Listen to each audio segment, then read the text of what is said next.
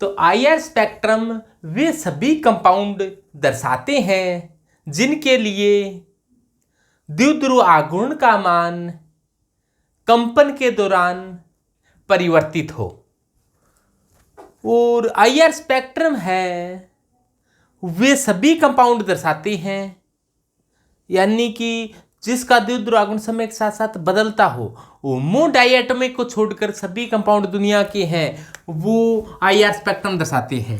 होमो का मतलब है होमो डाइएटॉमिक, जैसे H2, N2, O2, F2, Cl2, Br2, यानी कि जो डाइएटॉमिक कंपाउंड है होमो डाइएटॉमिक कंपाउंड है, होमो डाइएटॉमिक कंपाउंड आईआर स्पेक्ट्रम में नहीं दर्शाते, आईआर स्पेक्ट्रम नहीं देते। बाकी शेष सभी आईआर स्पेक्ट्रम दर्शाते हैं लेकिन होमो डाइएटॉमिक मॉलिक्यूल है वो आईआर स्पेक्ट्रम नहीं दर्शाते। यानी कि होमो डाइएटॉमिक को छोड़कर दुनिया के सभी कंपाउंड है वो आईआर स्पेक्ट्रम दर्शाते हैं। अपने बात करते हैं जैसे CO2 की ज्यामिति होती है रेखीय। CO2 इस प्रकार का होता है। जब इसमें कंपन होता है, जैसे मान लो ये C परमाणु है, ये C है, ये मान लो कि कौन सा परमाणु है, ऑक्सीजन परमाणु है, और ये मान लो कि इधर एक ऑक्सीजन परमाणु है। अब इसमें कंपन होता है। कंपन का मतलब जैसे ऑक्सीजन दोनों परमाणु दूर जाते हैं फिर वापस आते हैं फिर दूर जाते हैं, इस प्रकार से क्या होता है, कंपन होता है। मान लो ये दूर जा रहे हैं और ये फिर वापस पास आ रहे हैं, कभी दूर जाते हैं कभी नजदीक आते हैं। अब देखो कभी दूर जा रहे हैं कभी नजदीक जा रहे हैं, लेकिन फिर कंपन हो रहा है तो कंपन के दौरान इनकी ज्यामिति क्या है, सममित है।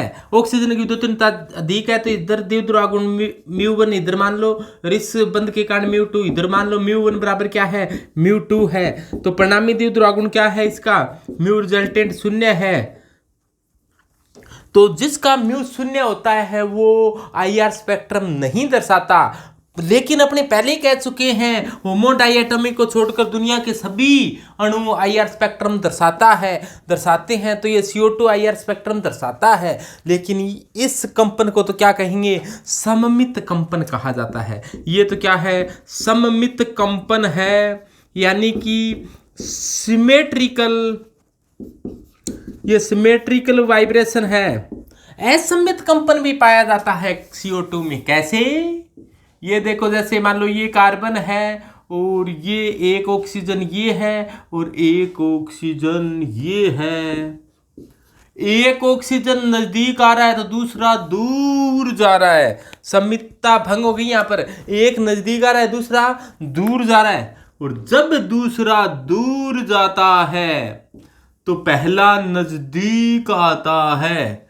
ये दूर जाता है तो इधर वाला क्या आ गया, नजदीक आता है। एक दूर जाता है तो दूसरा नजदीक आता है, दूसरा दूर जाता है तो पहला नजदीक आता है। तो इस प्रकार से यहां पर सममिति भंग हो गई, क्योंकि म्यू बराबर क्या होता है, Q इंटू डी। यहां पर म्यू बराबर Q इंटू डी या Q इंटू आर, तो इसका आर बढ़ गया यानी डिस्टेंस बढ़ गई है, जिससे ये ज़्यादा हो गया ये कम हो गया है। तो यहाँ पर द्विध्रुव आघूर्ण है वो समय के साथ साथ 0 नहीं रहा है। अब ये CO2 इस असममित कंपन के कारण आईआर स्पेक्ट्रम दर्शा देती है, और आईआर स्पेक्ट्रम के अंदर असममित कंपन के लिए सबसे अधिक ऊर्जा की आवश्यकता होती है।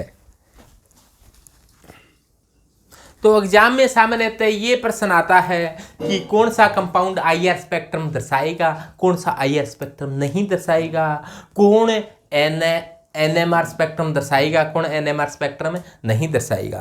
तो अपने को पता चला आईआर स्पेक्ट्रम में होमो डाइएटॉमिक यानी कि H2, N2, O2, F2, Cl2, Br2, I2, यानी कि जो होमो डाइएटॉमिक यानी कि एक जैसे एक मान लो एक जैसे अणुओं के बीच के अंदर बंद बना हुआ है तो इसका द्विध्रुवागुण क्या होता है, म्यू बराबर है 0। तो यहाँ पर ये IR स्पेक्ट्रम नहीं दर्शाता। इनको छोड़कर दुनिया के सभी होमोडाइएटॉमिक को छोड़कर हेटेरोडाइएटॉमिक के IR स्पेक्ट्रम दर्शाते हैं, जैसे HCl है, HF है, HI है, ये सभी हेटेरोडाइएटॉमिक IR स्पेक्ट्रम दर्शाते हैं।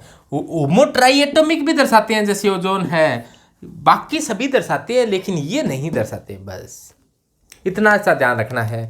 तो अपने एग्जाम में पूछा जाता है कि IR स्पेक्ट्रम कौन दर्शाता है, NMR कौन दर्शाता है। तो NMR दर्शाने के लिए आपको NMR में वैसे बताएंगे आपको विस्तार से, लेकिन आप थोड़ा सा ये ध्यान रखें कि NMR स्पेक्ट्रम वो दर्शाते हैं जिस परमाणु की नाभिक के अंदर या तो न्यूट्रॉन विषम हो या फिर क्या हो, प्रोटॉन विषम हो।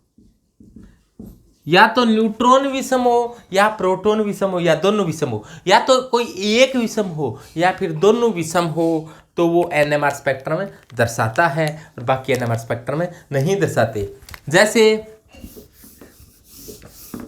जैसे कार्बन है 6 12, तो इसमें प्रोटॉन है वो 6 है, न्यूट्रॉन भी 6 है, ये दोनों समय है तो IR स्पेक्ट्रम में NMR स्पेक्ट्रम ये नहीं दर्शाता। जबकि C13 हो गया तो ये NMR स्पेक्ट्रम दर्शाता है, क्योंकि इसमें प्रोटॉन तो सम है लेकिन न्यूट्रॉन क्या हो गए, विषम हो गए। यानी कि प्रोटॉन न्यूट्रॉन में से कोई एक विषम हो या दोनों विषम हो तो NMR स्पेक्ट्रम में दर्शाते हैं।